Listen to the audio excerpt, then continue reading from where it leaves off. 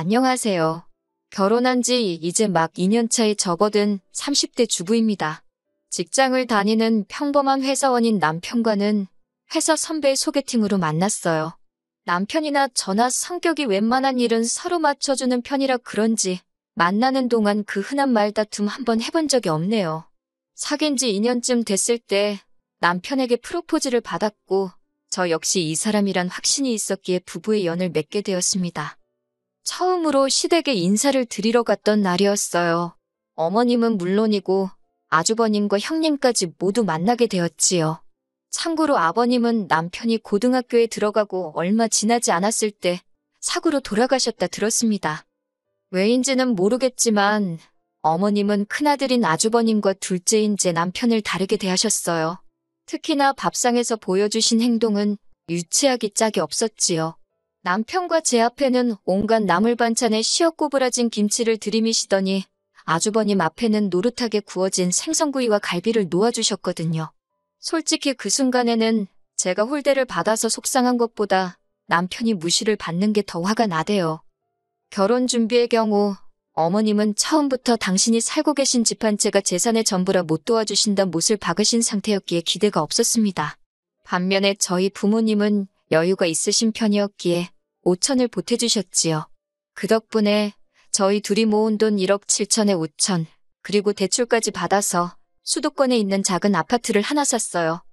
집 이야기가 나와서 말이지만 요새 소위 영끌이라고 하잖아요. 저희도 처음엔 어떻게든 최대한 대출을 받아보려고 했어요. 나중에 태어날 아이를 위해서라도 서울에 자리를 잡고 싶었거든요. 하지만 당장 저희 둘이 잘 벌고 있긴 했어도 대출이자도 무시할 게 못 되고 여러 가지 여건상 영끌은 할 형편이 못 되었습니다. 그래서 어머님께 조금이라도 도와주실 수 없는지 정말 간곡하게 여쭤보았어요. 하지만 어머님께서는 그 돈은 임자가 따로 있다며 안 된다 하시대요. 그리고 얼마 후 생각지도 못한 이야기를 듣게 되었습니다. 어머님이 집을 팔고 아주버님네로 들어가시기로 했대요. 집 판 돈은 다 아주버님에게 주시기로 했고요. 제가 이 이야기를 듣게 된 건 바로 형님을 통해서였습니다. 제가 아주버님이란 인간은 어머님 때문에도 그렇고 별로 좋아하지 않아요. 나이냐고 겨우 2살 차이 나면서 어지간히 윗사람 행세를 해대거든요. 누가 보면 아주버님이 아니라 아주 시아버지가 따로 없을 만큼이요. 하지만 형님은 사람이 순하고 따뜻합니다. 처음 시집오고 돌아온 제 생일에 남편을 제외하고 시댁 식구들 사이에서 유일하게 축하한다 연락을 해준 사람이기도 하고 그래서인지 형님하고는 가끔 커피 한 잔도 같이 마실 만큼 좋은 사이를 유지하고 있어요. 그런 형님이 울면서 전화를 걸어왔으니 제가 얼마나 놀랬는지 모릅니다. 형님은 세상에 이런 법이 어디 있냐면서 아주버님과 어머님 이야기를 시작했습니다. 듣자 하니 제가 다 어이가 없더라고요. 형님이 급한 일로 3일 동안 집을 비웠는데 그 사이에 아주버님과 어머님이 한마디로 작당 모의를 했다대요. 며칠 날 이사 오겠다며 아주 통보식으로 전해왔다고요. 저는 그래도 어머님이 아파트 팔면 그 돈 다 아주버님 주시는 거 아니겠냐며 좋으시겠다 했어요. 그러자 형님이 다시 하는 말이 제가 뭘 몰라서 하는 소리랍니다. 어머님 아파트 그거 지금 2억도 안 가는데 그나마도 근저당 잡힌 게 1억은 될 거라며 그러니 그 아파트 팔아서 대출 갚고 어쩌고 하면 막말로 물려받을 것도 얼마 없는데 너무 속상하다고요. 제가 달리해줄 말은 없었지만 오죽하면 같은 며느리인 저를 붙잡고 하소연을 하나 싶어서 안쓰러웠네요. 그리고 그날 밤 퇴근한 남편의 표정 또한 영 밝지가 않았습니다. 처음엔 회사에서 무슨 일이라도 있었나 싶어서 왜 그러냐 물었더니 남편이 정말 자기 어머니지만 너무한다며 분통을 터뜨리더라고요. 말이 나왔으니 말이지만 저도 남편도 사람인데 서운함이 왜 없었겠어요? 저희 결혼할 때는 땡전 한 푼 못 해준다 하신 것도 서운한데 갑자기 무슨 바람이 불어 아주버님 댁에 들어가시겠다 한 건지. 형님 말로는 물려받게 될 돈 그거 얼마 되지도 않는다고 하지만 그거야 사실인지 아닌지 저희가 알 수도 없는 일이고 여러 가지 생각에 머리가 복잡하대요. 그렇게 어머님이 아주버님 댁으로 들어간 지 한 3달쯤 지났을 무렵이었습니다. 어머님 생신이라 아주버님 집에서 다 같이 식사를 했어요. 사실 주말이었으면 형님과 제가 같이 음식도 하고 그럴 수 있는데 어머님이 죽어도 당일날 축하를 받으셔야겠다고 고집을 피우셨거든요. 결국 저는 원래대로 출근을 했고 전업주부인 형님 혼자서 아침부터 음식하느라 고생 꽤나 했지요. 뿐만 아니라 식사를 하는 내내 어머님께서는 형님을 아주 쥐잡듯 잡으셨습니다. 이거 가져와라 저거 가져와라. 아주 종도 저런 종이 없다 싶더라니까요. 어찌저찌 식사가 끝나고 어머님과 아주버님은 당연하다는 듯 거실로 가더라고요. 그 와중에 그래도 저희 남편은 자기가 설거지를 할 테니 저와 형님에게 쉬라고 하대요. 하지만 저는 형님이 어떻게 지내는지 듣고 싶기도 해서 제가 형님이랑 같이 설거지를 할 테니 당신이 거실에 가 있으라 했습니다. 형님도 하는 말이 저쪽 사람들하고 있느니 설거지가 훨씬 마음 편하다며 이런저런 이야기를 나누다 언뜻 보니 형님이 우는 것 같았어요. 그래서 괜찮냐고 물었더니 오늘로 이 짓거리도 끝이래요. 그게 무슨 소리냐니까 그런 게 있다면서 저더러 자기처럼 살지 말라대요. 그리고 얼마 후 집안이 발칵 뒤집어졌습니다. 형님이 편지 한 장 남겨놓고 집을 나간 거예요. 저도 남편을 통해 전해 들어서 정확한 내용은 모르지만 한마디로 어머님 때문에 못 살겠다. 이혼해줄 거 아니면 찾지 마라 그랬다고요. 그런데 어처구니가 없게도 아주버님은 형님을 잡기는커녕 그깟 이혼해주면 그만 아니냐고 해준다 그랬답니다. 그리고 어머님도 집 갖고 없으면 집안이 어떻게 되는 줄 아냐면서 아주 삭수가 노랗다며 잘됐다고 내쫓아버리라고 그러셨다나요? 그렇게 아주버님과 형님은 정말 2달도 안 걸려서 남남이 되었습니다. 하지만 아주버님과 어머님의 동거 생활은 오래 가지 못했습니다. 제 추측이지만 며느리가 해주는 밥 드시고 편하게 살려고 학가를 하신 건데 갑자기 아들 밥 해먹이고 빨래해주고 하려니 얼마나 짜증이 나셨겠어요? 그 연세에 다 큰 아들 뒤치다꺼리나 하게 될 줄은 모르셨겠지요. 솔직히 좀 꼬숩다 싶었는데 아뿔싸 그 불똥이 저한테 튈 줄은 상상도 못했네요. 아주버님 내외가 이혼한 지 한 달이 좀 넘었을 무렵이었을 거예요. 회사에서 일을 하고 있는데 어머님께서 전화를 하셔가지고는 다짜고짜 현관 비밀번호를 알려달랍니다. 갑자기 터무니없는 말씀에 그게 무슨 소리냐 하니까 지금 저희 집으로 이사 오셨대요. 어이가 없어서 남편하고 먼저 통화를 해보겠다 하니까 어디 시애미를 세워놓냐고 당신 얼어 죽게 생겼다나요. 10월에 왜 얼어 죽냐고 어디 카페라도 가 계시라 했어요. 그랬더니 이번엔 하시는 말씀이 화분들 다 얼어 죽는답니다. 저는 밖에서 크는 꽃이면 나무들이며 10월에는 안 얼어 죽더라고 걱정 마시라고 했네요. 그리고는 남편한테 전화를 하니 남편도 금시초문이랍니다. 그러면서 전화도 받지 말고 비밀번호도 알려드리지 말래요. 자기가 일단 최대한 빨리 퇴근해보겠다면서요. 저도 다행히 야근은 없었기에 불이 나게 집으로 향했습니다.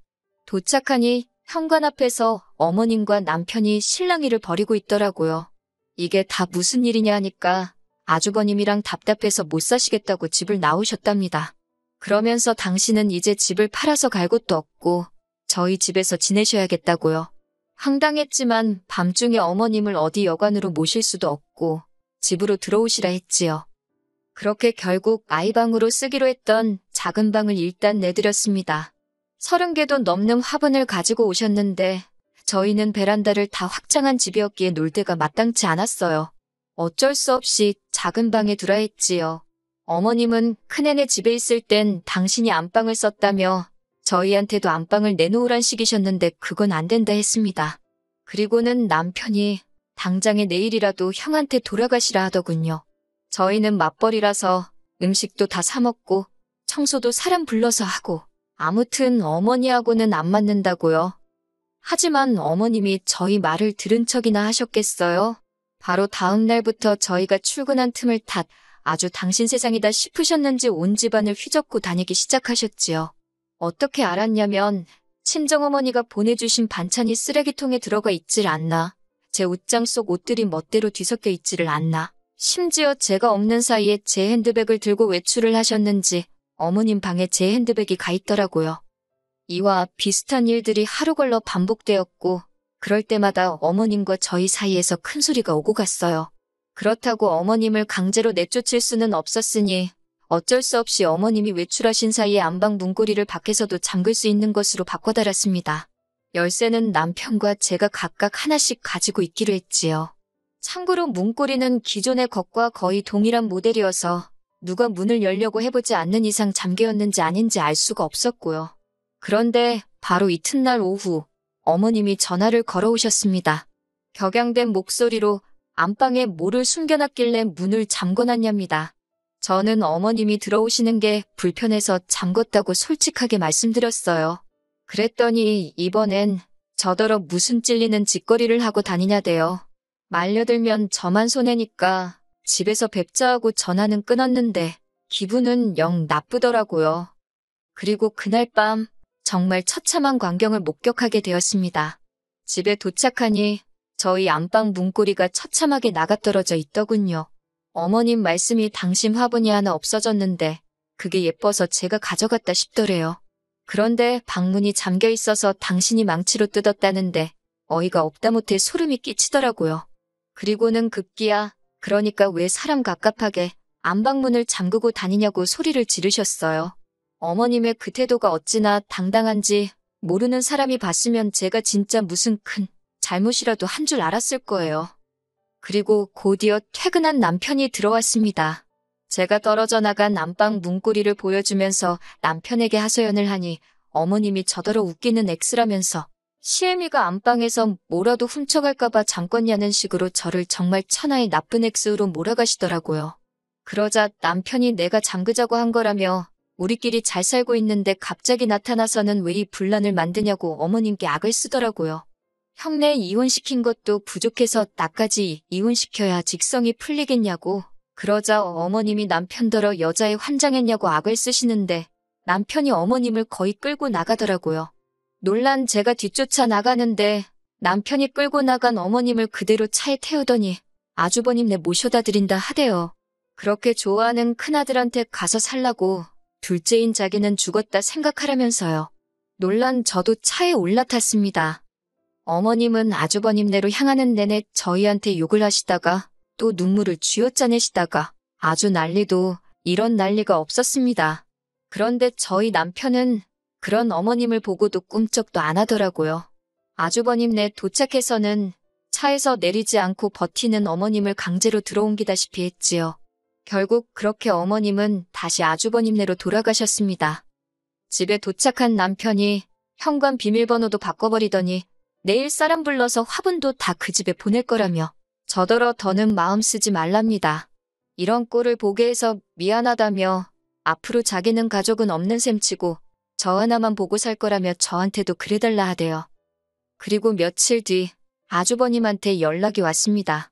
한다는 소리가 형님이 너무 그리워서 그런다며 그래도 형님하고 저는 사이가 좋지 않았냐고 혹시 지금 형님이 어디 있는지 아냐입니다. 알지도 못했고 안다고 해도 제가 미쳤다고 그걸 알려주겠어요? 저는 형님이 보고 싶은 게 아니라 일할 사람이 필요한 거 아니냐며 불쌍한 형님 그만 찾으시라고 어머님하고 두 분이 잘 지내시라 소리를 질렀습니다. 아주버님이 저더러 어머님 안부는 궁금하지 않냐길래 그렇게 아끼는 큰아들하고 같이 계신데 얼마나 좋으시겠냐며 잘 계실 거라 믿는다 했지요. 솔직히 이 이후로 남편 속이 말이 아닐 거예요. 하지만 남편에겐 미안하지만 제가 섣불리 나서서 효도한답시고 어머님을 모실 수는 없을 것 같네요. 저는 그저 남편과 단둘이 행복하게 살고 싶은 마음뿐입니다.